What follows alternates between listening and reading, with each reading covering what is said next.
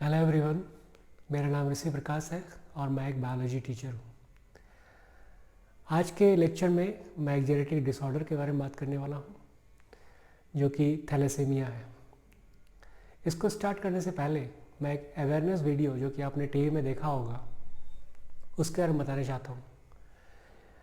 इस वीडियो में एक प्यारी सी बच्ची अपने फैमिली के साथ एक रेस्टोरेंट में जाती है। वहाँ जाने के बाद बगल में बैठे एक अंकल को अप्रोच करती है और बोलती है थैंक यू अंकल। अब अंकल काफ़ी आश्चर्य होता है उनको। वो बोलते हैं कि बेटा मैंने तो ऐसा कुछ नहीं किया है, फिर आप थैंक यू क्यों बोल रहे हो। तो वो बच्ची बोलती है कि मुझे थैलेसीमिया है और मुझे रेगुलर ब्लड ट्रांसफ्यूज़न की ज़रूरत पड़ती है। आप जैसे अंकल ब्लड डोनेट करते हैं जिससे ये संभव हो पाता है। तब वो अंकल बोलते हैं कि मैंने तो अभी तक ब्लड डोनेट नहीं किया है। तो बोलती है कोई बात नहीं, नेक्स्ट टाइम आप ज़रूर करना। ये काफ़ी इमोशनल वीडियो है, काफ़ी अवेयरनेस है ताकि लोगों को पता चले कि थैलेसीमिया कितना एक सीवियर डिज़ है और इसमें कितने ही बच्चे इससे सफ़र कर रहे हैं और उनको रेगुलर ब्लड ट्रांसफ्यूज़न की ज़रूरत पड़ती है। अगर हम लोग ब्लड डोनेट नहीं करेंगे तो उनको कैसे मिलेगा। और ब्लड डोनेट करना ये अच्छी बात है, क्योंकि अगर आप ब्लड डोनेट करते हैं तो जो ब्लड आपका बॉडी से निकला है वो जल्द से जल्द बन जाता है और वो फ्रेश बनता है। तो एक अच्छी बात है, एक अच्छी आदत है।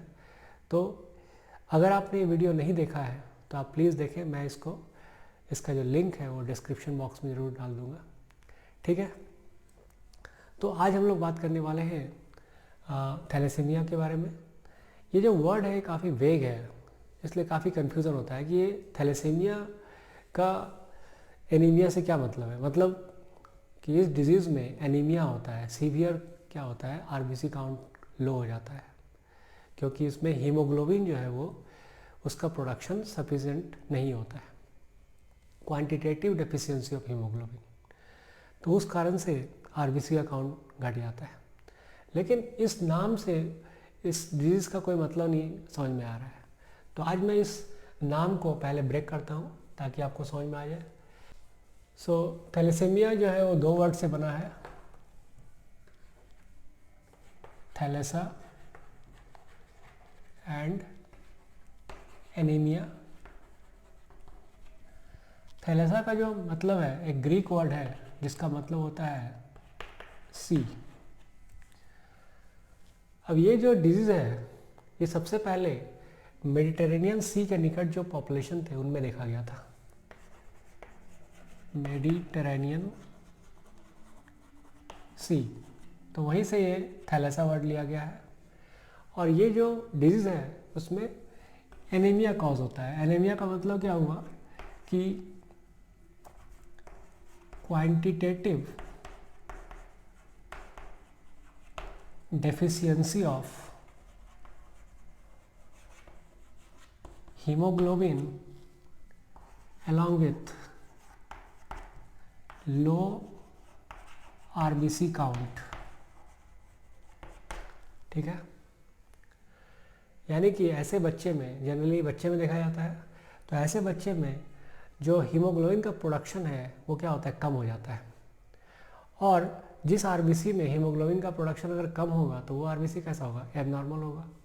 तो उस कारण से आरबीसी का काउंट भी क्या होता है, घट जाता है। और इसमें सिम्टम्स क्या होते हैं। सिम्टम्स जो होते हैं सबसे पहले तो एनीमिया है।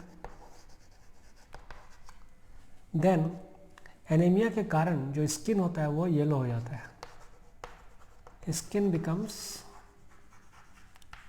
येलोइश। बच्चे का जो ग्रोथ एंड डेवलपमेंट होता है वो स्लो हो जाता है,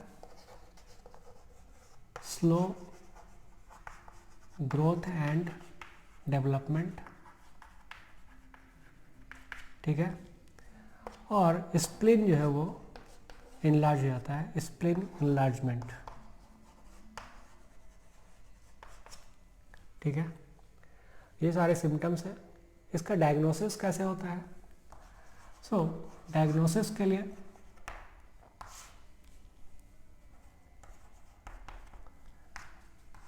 सीबीसी यानी कि कंप्लीट ब्लड काउंट, ये टेस्ट होता है, या नहीं तो स्पेसिफिक हीमोग्लोबिन टेस्ट होता है, या नहीं तो जेनेटिक टेस्टिंग, और अगर इस डिजीज़ को अवॉइड करना है तो parental testing.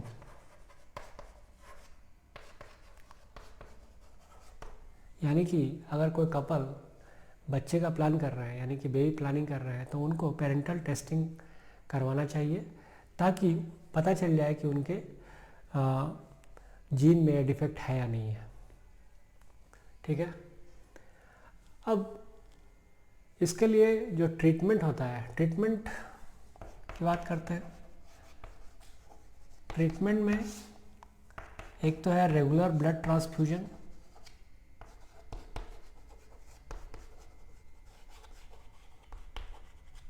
Then second is iron chelation, third is folic acid, and fourth is bone marrow transplant। ठीक है, ये तो एक जनरल इंफॉर्मेशन हुआ थैलेसेमिया के बारे में। अब इसका हम जेनेटिक बेसिस देखते हैं। जैसा कि हमने बताया कि थैलेसेमिया में there is a quantitative deficiency of haemoglobin. ठीक है, तो क्वांटिटेटिव डेफिशिएंसी ऑफ हीमोग्लोबिन की बात हो रही है तो हमें हीमोग्लोबिन के बारे में जानना जरूरी है। हीमोग्लोबिन,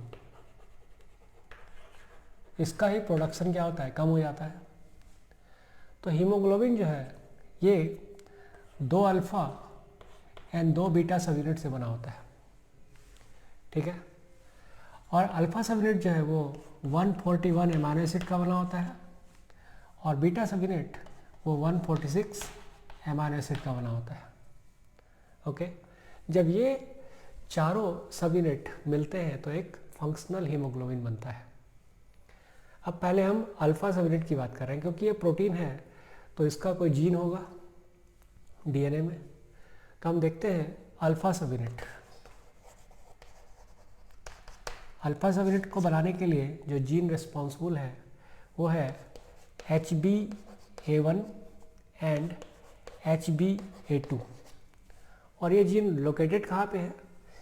ये जीन लोकेटेड है क्रोमोसोम नंबर 16 पे। और दूसरा जो बीटा सब यूनिट है,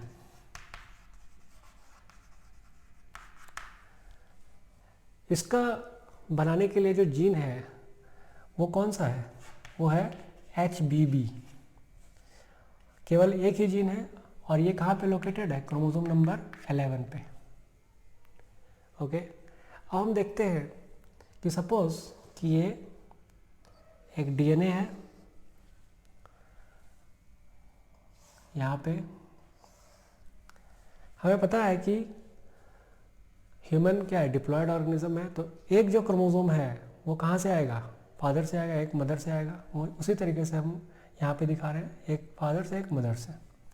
अब यहाँ पे 2 जीन है HbA1, तो हम यहाँ पे दिखा रहे हैं HbA1, HbA2, HbA1, HbA2, HbA1, HbA2, यहाँ पे भी HbA1 एंड HbA2, यानी कि एक पैटर्नल एक मैटरनल से आया। यहाँ पे एक ही जीन है तो हम दिखा रहे हैं HBB, यहाँ पे भी क्या होगा? HBB। अब देखिए HbA1, इसका अगर हम एलील देखते हैं, सपोज कि ये A1 एलील है, HbA2 का A2 एलील है, इधर वाले जो मैटरनल है उसमें A3 है एंड A4 है। Okay, now A1 and A2 together एक मॉलिक्यूल बनाता है अल्फा का, और A3 एंड A4 टुगेदर एक बनाता है अल्फा सब यूनिट, यानी कि 2 अल्फा सब यूनिट बन गया 4 एलील के द्वारा। और यहाँ पे सपोज कि ये B1 है एंड B2 है। HBB के लिए हम जो पैटर्नल है उसके लिए हम B1 एलील लिए हैं, और HBB जो कि मैटरनल है उसके लिए हम B2 एलील लिए हैं। ये दोनों मिलके बीटा सब यूनिट बनाता है। तो बीटा सब यूनिट को हम इस तरह से दिखाते हैं। अब यहाँ पे ध्यान देने की बात यह है कि दो एलील मिलके एक अल्फा सब यूनिट बना रहा है, अल्फा 1, यानी कि A1 एंड A2 मिलके एक अल्फा सब यूनिट बना रहा है, एंड A3 एंड A4 मिलके एक दूसरा अल्फा सब यूनिट बना रहा है। लेकिन यहाँ पे आप देख रहे हो कि B1 एक बीटा 1 सब यूनिट बना रहा है और B2 एक बीटा 2 सब यूनिट बना रहा है। यानी कि जो दो एलील मिलकर एक सब यूनिट बना रहा है, इस केस में अल्फा के केस में वहाँ पे एक ही एलील जो है वो एक सब यूनिट बना रहा है बीटा के केस में। यानी कि A1 और A2 का इक्विवेलेंट क्या हो गया B1, and A3 and A4 का इक्विवेलेंट क्या हो गया B2। अब इन सब यूनिट में अगर कोई डिफेक्ट आता है तो उससे क्या होगा, थैलेसीमिया होगा। अगर वो डिफेक्ट अल्फा सब यूनिट में आता है तो उसको हम बोलेंगे अल्फा थैलेसीमिया।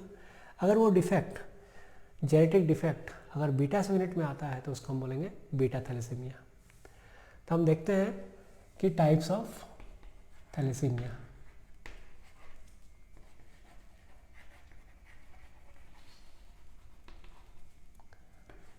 तो पहले हम अल्फा का देखते हैं, अल्फा थैलेसीमिया। अल्फा थैलेसीमिया कब होगा, जबकि ये जो जीन है उसमें डिलीशन होगा, due to deletion of genes. तो इसका जो पहला टाइप है, first is silent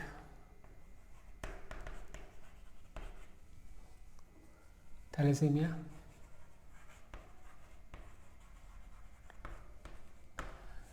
silent thalassaemia में क्या होगा कि जो अल्फा का 4 जीन है उसको मैं यहाँ पे दिखा रहा हूँ, 1 2 3 4, 4 में से अगर 3 क्या है, नॉर्मल है, और एक जीन डिलीट हो जाता है तो उसको बोलेंगे साइलेंट थैलेसीमिया। और इसमें सिम्टम्स जो होता है वो कोई भी सिम्टम नहीं दिखता है, नो सिम्टम्स। ठीक है। दूसरा है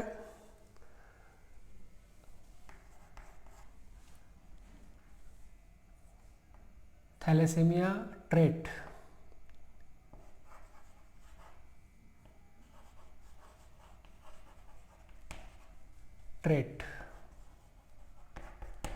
ट्रेट में क्या होगा कि 4 जीन में से अगर सपोज कि 2 नॉर्मल है और 2 डिलीशन हो गया तो उसको हम बोलेंगे थैलेसीमिया ट्रेट। इसमें माइनर सिम्टम्स दिखेंगे, माइनर सिम्टम्स। थर्ड जो है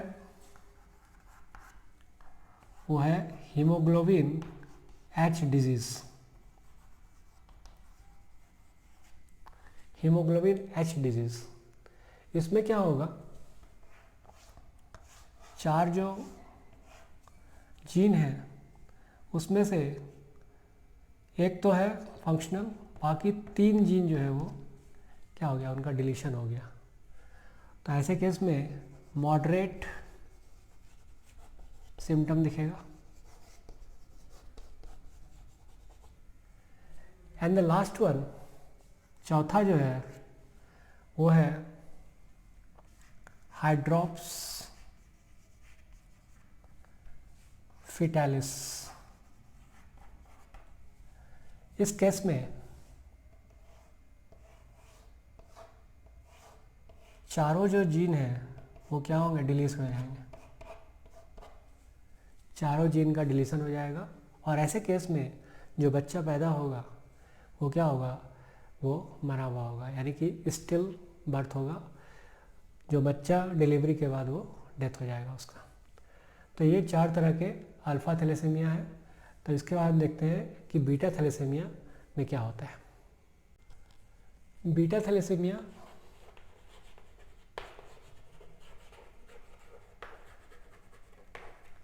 इसमें क्या होगा, जो HBB जीन है उसमें डिलीशन नहीं होता है, उसमें पॉइंट म्यूटेशन होता है। Due two point mutation in HBB gene, ठीक है। अब यहाँ पे इस जीन का एलील कितना है, HBB जीन का एलील कितना है, B1 एंड B2। अगर B1 या B2 में से कोई एक डिलीट हो जाता है, तो सपोज कि ये B1 डिलीट हो गया, तो ये हो गया बीटा थैलेसीमिया माइनर, ये फंक्शनल है। अगर B1 एंड B2 दोनों डिलीट हो जाता है तो उसको बोलेंगे beta thalassaemia major.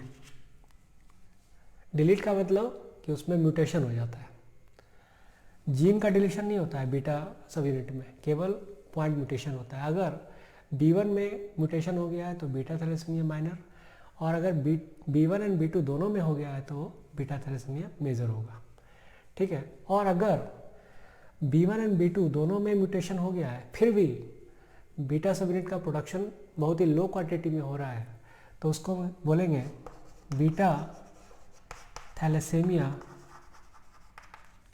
Intermedia. Intermedia में क्या होगा कि B1 एंड B2 दोनों में क्या है,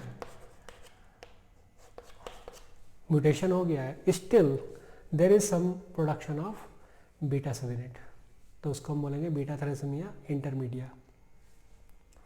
अब ये जो जेनेटिक डिसऑर्डर है, क्योंकि ये ट्रांसफ़र हो रहा है पेरेंट्स से ऑफस्प्रिंग में, तो ये जो डिजीज़ है वो है ऑटोसोमल रिसेसिव डिसऑर्डर, ठीक है। सेक्स क्रोमोसोम से रिलेटेड नहीं है, ये ऑटोसोम से रिलेटेड है, इसलिए मेल या फीमेल दोनों में हो सकता है। अब इसका इनहेरिटेंस पैटर्न कैसे होगा, सपोज कि अगर फादर एंड मदर दोनों क्या है, फादर भी कैरियर है और मदर भी कैरियर है। सपोज कि फादर का जीनोटाइप क्या है, capital A small A, mother का जीनोटाइप क्या है, कैपिटल ए स्मॉल ए। तो इसका जो गैमेट बनेगा वो क्या बनेगा, कैपिटल ए एंड स्मॉल ए। इधर से गैमेट बनेगा कैपिटल ए एंड स्मॉल ए। और जो F1 जनरेशन में जो ऑफस्प्रिंग बनेंगे वो क्या क्या बनेंगे, पहला capital A, then capital A small A, capital A small A and small A. यानी कि जो इन पेरेंट के बच्चे आएंगे उनमें से एक जो 25% है वो क्या होगा, नॉर्मल होगा, 50% वो क्या होंगे, कैरियर होंगे, और फिर 25% जो है वो थैलेसीमिया मेजर होगा, ठीक है। तो ये ट्रेंड है। अब अगर पेरेंटल टेस्टिंग होता है तो पहले पता चल जाता है कि उनके पेरेंट्स में वो कैरियर है या नहीं है, और अगर कैरियर है तो क्या प्रोबेबिलिटी है कि वो बच्चे में वो डिजीज़ इनहेरिट होगा। तो ये फ़ायदा है। तो ये आपने देखा थैलेसीमिया के बारे में, और इसमें आपने टाइप्स देखा है। एग्ज़ाम में इसी से क्वेश्चन पूछते हैं, जनरली इसमें पूछते हैं कि कौन सा जीन इन्वॉल्व है, किस क्रोमोसोम पे पाया जाता है, और अल्फ़ा थैलेसीमिया के जो टाइप्स हैं उनके बारे में पूछे जाते हैं, बीटा थैलेसीमिया के टाइप्स हैं उनके बारे में पूछे जाते हैं। एनीवे, अगर इससे रिलेटेड अगर आपके मन में कोई भी क्वेश्चन है या डाउट है तो प्लीज़ आप कमेंट बॉक्स में ज़रूर लिखिए, मैं उसका रिप्लाई ज़रूर दूंगा। Thanks for watching.